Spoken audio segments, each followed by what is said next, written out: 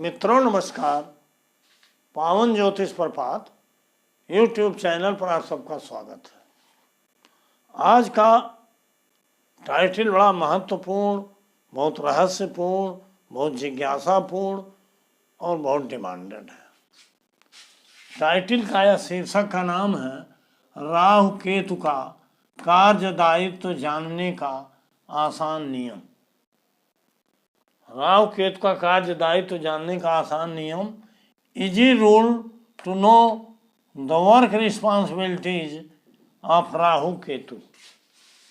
जी हाँ मित्रों, आप हर ग्रहों का सिग्निफिकेटर या कार्य बार बार सुनते आ रहे हैं। वही है कार्य का दायित्व, माने कार्य की जिम्मेदारियां।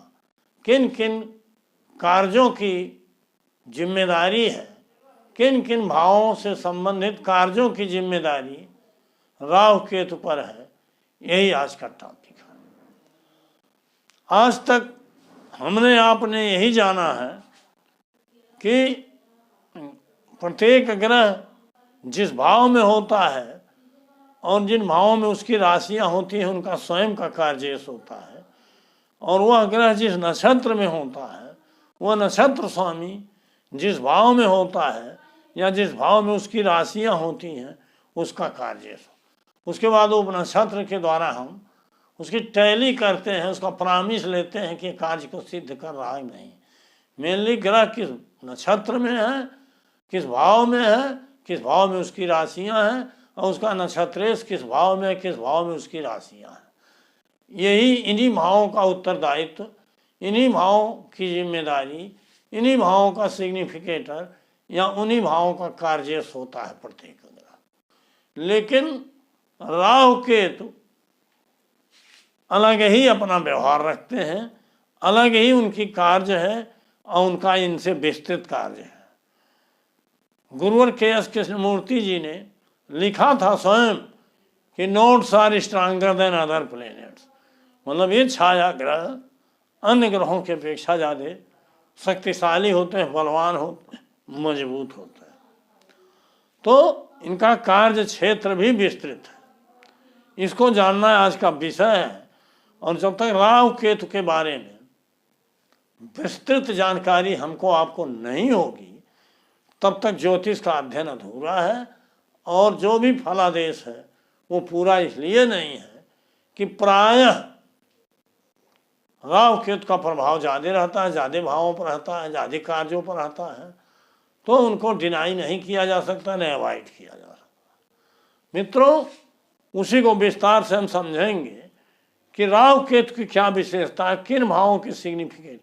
अगर कोई ग्रह 2-4 भावों का, 5 भावों का सिग्निफिकेटर है तो राहु और केतु कहीं न कहीं 8-10 भावों के सिग्निफिकेटर हो जाते हैं। इस तरह से आप जानिए कैसे होते हैं। एक हमने एग्जाम्पल हॉरोस्कोप आज यहाँ दिया है। एग्जाम्पल माने बर्थ डिटेल, और बिना बर्थ डिटेल दिए आप कायदे से समझ नहीं पाओगे। देखिए, ये बर्थ डिटेल है। इस जातक का डेट ऑफ बर्थ है 6 जनवरी 2000, टाइम ऑफ बर्थ है 5:35 AM, प्लेस ऑफ बर्थ है बांसी, जहाँ मैं रहता हूँ, सिद्धार्थ नगर, यूपी, इंडिया।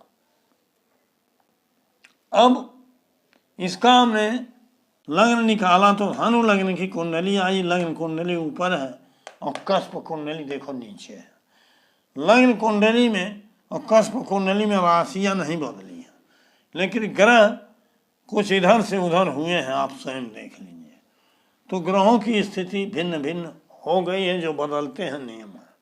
हम दूसरी तरफ आपका दिमाग नहीं डाइवर्ट करना चाहते, ये नाते मेन हम केपी प्लैनेट्स सिग्निफिकेटर दिए हैं, अर्थात ग्रह किन किन भावों के कार्य हैं वो हमने दिया है। बराबर हम देते हैं, उसको आप समझ रहे हो। उदाहरण के लिए जैसे सूर्य को हम ले लिया, सूर्य 1 और 9 बता रहा है, अर्थात देखो कस्प कुंडली से हम भाव को देखते हैं और ग्रहों का फलादेश करते हैं। लेकिन जब हमको दृष्टि, ज्योति और नक्षत्र देखना होता है तो लग्न कुंडली से देखते हैं। तो सूर्य में 1 और 9 भाव है। सूर्य देखो 1 में बैठा हुआ है, लग्न में कस्प भाव कुंडली में, और 9 में सिंह राशि। सूर्य शुक्र के नक्षत्र में, शुक्र देखो 12वें भाव में यहाँ बैठा है, और 6 और 11 में उसकी राशियाँ, देखो 11वें भाव में उसकी राशि है तुला और 6वें भाव में वृष, अर्थात सूर्य 1, 9, 12, 6, 11 इन्हीं 5 भावों का स्वयं और नक्षत्रेश के माध्यम से कार्जेश है। इधर जो नक्षत्र का कालम है, हम इसमें ये देखते हैं कि ग्रह जो स्वयं के द्वारा और नक्षत्र के द्वारा भाव बता रहा है, क्या उसका सपोर्ट उपनक्षत्र कर रहा। तो यहाँ हम केवल ग्रह और उसके नक्षत्र को देखें। सूर्य की यही स्थिति है, इसी स्थिति चंद्रमा अन्य ग्रहों की भी है, लेकिन राहु और केतु केवल इन्हीं 4-5 भावों के सिग्निफिकेटर नहीं होते, बल्कि वो अन्य भावों के सिग्निफिकेटर होते हैं। जो इसमें दिया है उसके तो होते ही हैं। जैसे यहाँ देख लीजिए, राहु 8-8 अर्थात राहु 8वें भाव में आ गया है, कर्क राशि में आया है, और चंद्रमा की एक ही राशि होती है। राहु केतु का यह नेचर है कि जिस राशि में होते हैं उस ग्रह की दोनों राशियां, या एक ही राशि है तो उस राशि के स्वामी हो जाते। तो चूंकि चंद्रमा में केवल कर्क है, इस नाते राहु कर्क का स्वामी हुआ, तो 8वें में बैठा है, 8वें में उसकी राशि है। तो राहु में देखो 8-8 का कार्य। राहु शनि के नक्षत्र में है, शनि में 5, 2, 3 है। शनि यहाँ देख लो 5वें भाव में है, द्वितीय और तृतीय भाव में मकर और कुंभ है। अब ये तो राहु का उप नक्षत्र हुआ चंद्रमा, इसको हमें नहीं देखने। राहु तो स्वयं के द्वारा 8-8, 5, 2, 3 बता रहा है, और केतु को भी देख लीजिए 2, 2, 3। केतु द्वितीय भाव में है, यहाँ देखो मकर में, लेकिन मकर और कुंभ दोनों राशियाँ इसकी होंगी, कुंभ तीसरे में आते 2, 2, 3 आ गया। और चंद्रमा के नक्षत्र में है, चंद्रमा 1 में और 8 में उसकी राशियाँ हैं। चंद्रमा लग्न में बैठा है और 8 में उसकी राशि, तो 1 और 8 हो गया। अर्थात राहु में 8-8, 5, 2, 3 हुआ, और केतु में 2, 2, 3 और उसके नक्षत्रेश में 1, 8 हुआ। ये तो क्लियर हो गया, ऐसे हर ग्रहों में है। लेकिन राहु केतु में क्या विशेषता है कि अन्य भावों के भी वो पूरे कार्जेश हो जाते हैं। जैसे हमने बराबर बताया है कि राहु पर जिस ग्रह की दृष्टि है उसका पूरा फल देगा, राहु पर जिस ग्रह की ज्योति है उसका पूरा फल देगा, राहु जिस ग्रह के नक्षत्र में है तीसरे नंबर का उसका पूरा फल देगा, और राहु केतु जिस राशि में है उसके भी पूरा फल देंगे। तो इस तरह से दृष्टि, ज्योति, नक्षत्र और राशि, ये 4 खंड हुआ, और स्वयं के द्वारा जो भाव में 5 प्रकार से फल देते हैं। और इन 5 प्रकार के ग्रहों में जो भाव आए हैं इनको आप इकट्ठा करके देख सकते हो। जैसे राहु, अब यहाँ संयोग यही है कि जो बर्थ चार्ट हमने दिया है इसमें राहु और केतु पर किसी ग्रह की दृष्टि नहीं।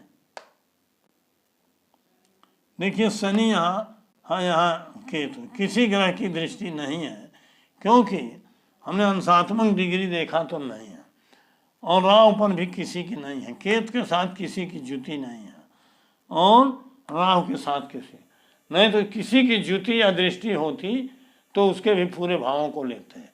अब यहाँ जब दृष्टि ज्योति नहीं है तो नक्षत्र के नाम है। अब देख लो राहु में 8-8 भाव तो आया है, शनि के द्वारा नक्षत्र में 5, 2, 3 आया है, लेकिन शनि को अपने नक्षत्र के माध्यम से जो भाव मिल रहा है वो भी राहु में जुट जाएगा। जैसे यहाँ मान लो राहु है,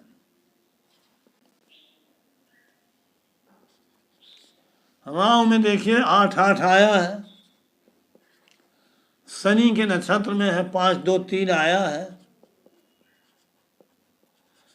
लेकिन यहाँ शनि जिसके नक्षत्र में है शुक्र के, शुक्र में 12, 6, 11 आ गया है।